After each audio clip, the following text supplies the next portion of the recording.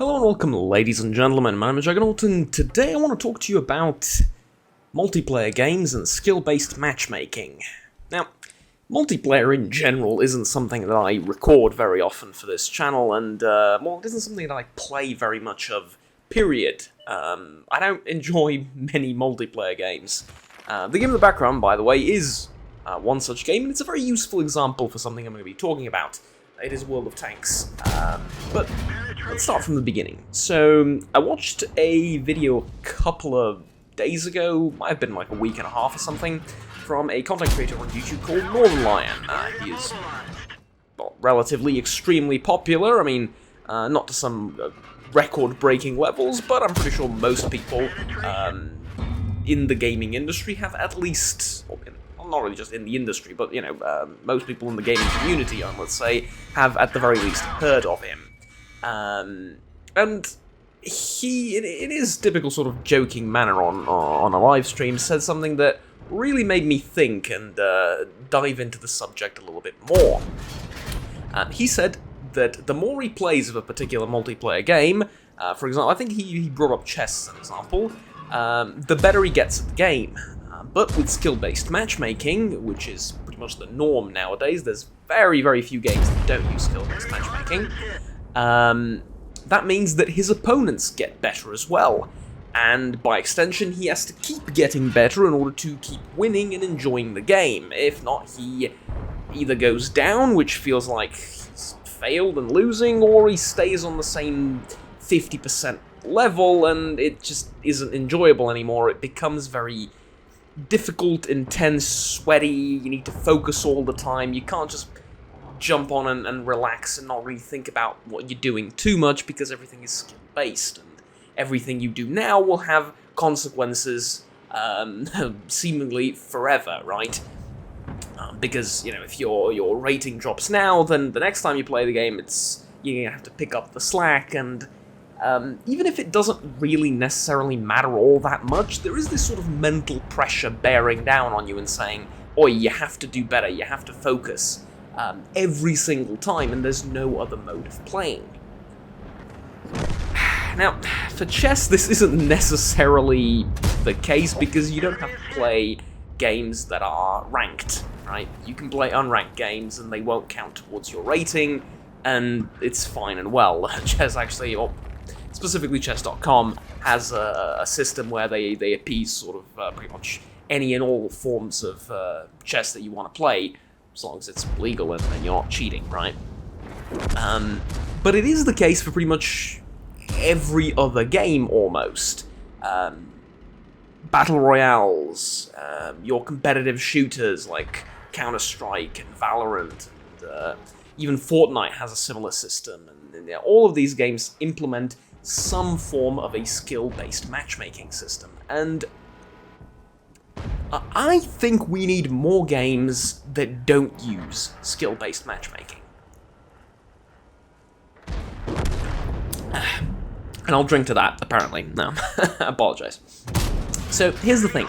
Why so? Well, World of Tanks is one such game that doesn't use a skill-based matchmaking system, at least as far as we know. See, oddly enough, the matchmaking is something that people have been complaining about in World of Tanks since the game's creation, really, and I understand why. A lot of how you do in the game is based on your teammates and the opposing team. Yeah, of course, people are going to complain about it, and don't get me wrong, World of Tanks has a plethora of problems, with maps, with classes, with different overpowered vehicles, with even the matchmaking system, with all sorts of things, really. It's not a perfect game by any stretch of the imagination. It has many problems. Even the economic system is in the game is somewhat hotly debated on and off, but I think it gets the job done. I think it's fine. And the matchmaker has to consider a billion other things before it even wants to, or before it even can consider skill. What type of vehicle are you playing? What tier is your vehicle? What tier is the enemy vehicle? How many types of a certain vehicle are on your team? How many are on the enemy? And once all of that is equal, and by the way, that's not always equal in the games, then it can account for skill. So there's a billion different criteria. In something like, chess or competitive shooters, Counter-Strike, etc., etc., there's none of that, because there aren't different classes, there aren't different tiers, there's none of that. It's just a simple 1v1 or a 5v5, where usually skill is the only thing that matters. Call of Duty, for example, I think also uses a skill-based matchmaking system nowadays. Well, most of the Call of Duties nowadays. And that's quite interesting, right? That it's a big distinction to be made, but I feel like games like Call of Duty and those uber-competitive shooters could use, at the very least, a mode with no skill-based matchmaking. Now, why and what is that exactly? Well, I sort of mentioned and talked about what skill-based matchmaking is, but like I said, after I heard Northernlion talk about this, I sort of got interested in the topic of how exactly it works, how many games use it, etc., and stumbled across a video by a YouTuber called Garbage. No, it's not garbage, it's Garbage, but yeah, look. He's a game developer working on his own indie game now, and he talks about a variety of topics in the sort of development world, how you go about creating, I don't know, movement in the game, how do you go about doing gunplay, modeling, hitboxes, all sorts of things, and he comments on a variety of game mechanics, one of which is, or in one of his videos, is skill-based matchmaking, and he is pretty much of the same opinion as me that games nowadays are almost exclusively skill-based matchmaking. Sorry, I was going to say skill-based matchmaking based, which, yes, but it's I'm sure you can find a better way to word that, Juggernaut, being a university graduate in the English language. So they use the skill-based matchmaking system for pretty much all of their game modes universally. You'll be very hard-pressed to find a game that doesn't do that, either openly or, it might try to hide it behind something, but it does do that. And I haven't really thought about this that much, but I reckon that's one of the reasons why I didn't really like, why I in general don't really like playing multiplayer games, I think. Because here's the thing, like I mentioned before, it really does come back to what Northernlion said, and that's, the more you play, the better you get, the better your opponents get. And it almost feels like, for a large portion of the time, that what's happening is you're regressing, almost, in the amount of fun and enjoyment you're having. Now, this isn't the case for every gamer out there in every situation and everything. I know there's plenty of people who vehemently defend skill-based matchmaking, and I understand it. It ensures a even experience, right? You will not play against people that are way better than you will not play against people that are way worse than you. You're sort of going to have a consistent experience in the game, and you can improve your skill consistently, and that's good. There's a place for that, obviously. And I think ranked game modes where you go up leagues and stuff like that, where you track your progress, do need to have skill-based matchmaking, absolutely, right? Think of something, for example, like, well, I think chess is a really good example, right? There is other stuff as well, like the, God, my brain has stopped. Counter-Strike. Counter-Strike Go's league system, right? They're ranked games. You really do want to play people on your skill level, and as you improve, you go up the ranks, and there's sort of reward in that, right? But there's no casual game modes anymore that don't use the exact same system. And like I said, I understand the reasoning. You want to have a consistent experience, but we had games before that didn't use skill-based matchmaking. I remember some of the most fun I've had in any multiplayer game ever was, well, in the old Call of Duties. Yes, the Call of Duty 1 and 2. Yeah, it's showing my age a little bit, I guess, but I've played Call of Duty 2, I've played Call of Duty World at War and Modern Warfare and Modern Warfare 2, and those games were exceptionally fun because, well, what happened was you would play against people that are way worse than you, and then you would play against people that would just absolutely wipe the floor with you, and you would learn from this experience, and you'd go like, alright, well, I don't want to do what that guy did, but look at that guy, he's running, that weapon, maybe I should try it. or he's doing, he's going there, he's doing that, whatever. Maybe I should do that too. And it was an interesting experience, and it also meant that you could log on any time of day. Sleepy, rested, tired, drunk, sober, whatever, you could log on and play, and you didn't have this pressure on your shoulders of, you must focus, you must play the best you possibly can, because every single game matters. No, it encouraged a more casual gameplay. And you could jump onto your favorite server. I remember Modern Warfare 2 dedicated servers was so much fun. Because you'd have your own servers. There were a lot of dedicated servers were for my region specifically, like for the Balkans.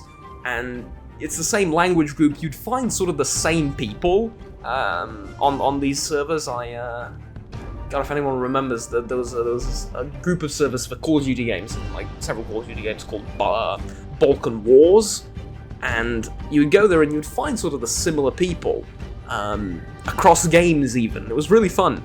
And we would play together, and you'd jump on other random servers and find different people, and you'd play with them, and skill didn't really matter that much. Maybe you had a bad game today, you had a good game yesterday, whatever. It was a lot more relaxed, it was a lot more casual, and ultimately it was a lot more fun. But let me load up the next replay, and I'll continue this train of thought. So yeah, ultimately, it comes down to it's a little bit more fun for some people. And that's why I think a lot of us would appreciate the option to not have every game be as intense and sweaty. On the other hand, like I said, I do completely understand the opposing side to that. With skill-based matchmaking and with every game matter, being important and in a scenario where every game matters, you also ensure that your teammates are going to be a little bit more serious. And that leads to less frustration in that, well, they're going to try their best to help you out and play with you and be on their best, well, not behavior, but, try their best. And that ultimately, probably on average, leads to a better gaming experience for some, but like I said, there's different people look for different things, yeah? And I think economically speaking, probably a skill-based matchmaking system, which is more consistent in the gaming experience that you get as the end user, is a little bit more sensible for gaming companies, which is why virtually everyone uses it nowadays, but I think a non-skill-based MM would attract new players and attract players that don't really play multiplayer games all that much to come and check their games out. In World of Tanks, for example, there is no skill-based matchmaking, so I know that if I did something incredibly stupid this game, I'm going to be punished in that I'm not going to gain credits, or maybe my win ratio is going to go down for the day, but my win ratio is tracked over a period of like some 7 or 10 years, or 7, 8 years I think I've been playing this game for, on and off obviously. So yeah, it doesn't matter all that much, right? But other than that, that's it. I'm not going to get into worse or better lobbies in the next game because I've done something, and that makes the game incredibly appealing to me. And I absolutely love that. So there's also an issue of demographic here. I feel like, and maybe this is just the grumpy old man of YouTube talking, or the grumpy old man inside me talking, but for about a month this year, I've had to work from around 6 AM in the morning to around 8 PM in the evening for a month. Oh no, Juggernaut, that's horrible. You do realize there's people that work like that for decades, if not most of their lives. Yes, I absolutely understand that. What I'm saying is, it was a huge transition for me. I mean, I like to think I dealt with it quite fine. It's a job, you get paid for it, everything's fine. But the reason I'm saying this is a question of demographic, is a person that has those work hours doesn't really have the time, energy, or patience to come home after a day like that. Because remember, I get home at 8 PM, right? I need to take a shower, I need to get something proper to eat because I didn't eat anything that's moderately nutritious, healthy, or tasty the entire day since the morning, right? Usually had some type of sandwich or snack or something at lunch, and then at work for lunch, sorry, and then that's about it, right? So food, rest, shower, get ready for the next day, and you have about, like, I don't know, an hour and a half, 2 hours of free time, maybe not even that, depending on, like, if you have to do something else. You spend some time with family, you spend some time with your significant other, with your children if you have them, whatever. You don't have a lot of time left to focus on improving in a video game. And with skill-based matchmaking, that's kind of how the experience is I don't want to say geared, but that's kind of where you're being pushed towards, right? Most of the fun is derived from getting better. And that's sort of where the sense of accomplishment and progression comes from. Getting into the higher tier, into the next league, into the next matchmaking pool or whatever. And you just simply don't have that kind of time. I've had a ton of people message me pretty much similar arguments along these lines for Escape from Tarkov, where they say, well, look, I like the game, it's fun, but there's a lot of people playing there that are just really, really good because they play it a lot. I don't have time to play it. I play it like once a week, or, half an hour a day. I do like 1 run a day or something, or 2 runs a day and I'm out. I don't have time to get good, and, in the first few days or the first week or so of the next wipe, people get all sorts of crazy gear because they play it for 10, 12 hours a day, and I have to fight against them. It doesn't seem fair. And I'm not having fun with the game because of that, because of their sort of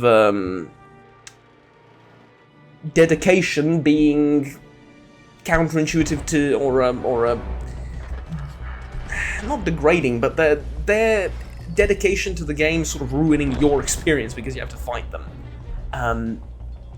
It's not exactly the same with skill-based matchmaking, because you go against people that would also play the exact amount of hours every day, right?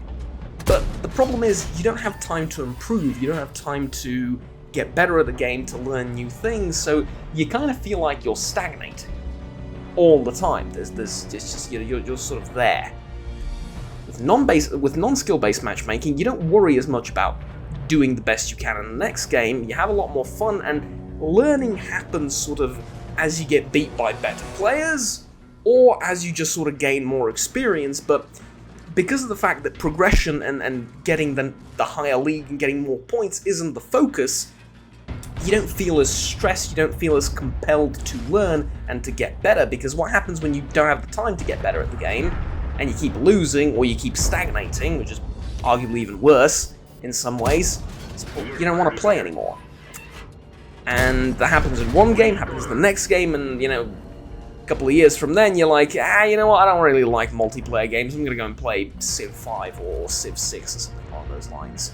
And yeah, so there you go. That's kind of my reasoning. Here's the thing. The reason I mentioned this was an issue of demographics is because, well, gaming has the gaming market has changed significantly in the last maybe 15 years or so. Usually it was a thing for young people in the, I want to say around the early to mid 90s is when gaming really started becoming a mass thing. Before that, it was kind of on the fringes of society. Obviously there were a huge amount of computers and video games and everything even before that, but really in the 90s I feel like is where we had our bloom. And it really became more of a mass thing. And most people started playing video games young in the 90s, right, like myself. And what happened is, well, we grew up. And more young people from the 2000s onwards started picking up video games, either on their mobile phones or on their computers, on their consoles or whatever. And now, as time progresses, and as the 90s were now, 30 years ago almost, as time progresses, the age gap between different gamers is going to just increase until it eventually spans people from 3 years old to 90, right? I'm not saying that there aren't people that are 90 and 3 today playing video games, we're talking about the average gaming population. More and more people from different age groups are going to be taking up gaming, and there's going to be different markets for each sort of each and every age group, right? That wasn't that much the case previously because mostly it was a thing for young people, right? And now more and more adults are either growing up, they were playing games when they were younger, they grew up, they still like video games, and they still play them, and now the demographic has changed. Rather, the demographic just grew up with the industry, yeah? And obviously, games are becoming much more global, and the industry is growing in every sense of the word every day, so that's kind of the other reason I feel like there needs to be, or not needs to be, but it would be nice if we would have a little bit more in the way of options for video games, in the way of how we exactly tailor our online experiences. Let's load up the next game, and I'll wrap this video up. And this kind of leads me back to World of Tanks, and it's one of the least popular games on the channel, and whenever I've done a video about it, most people don't care much about the game or actively dislike it, at least in sort of my small limited community.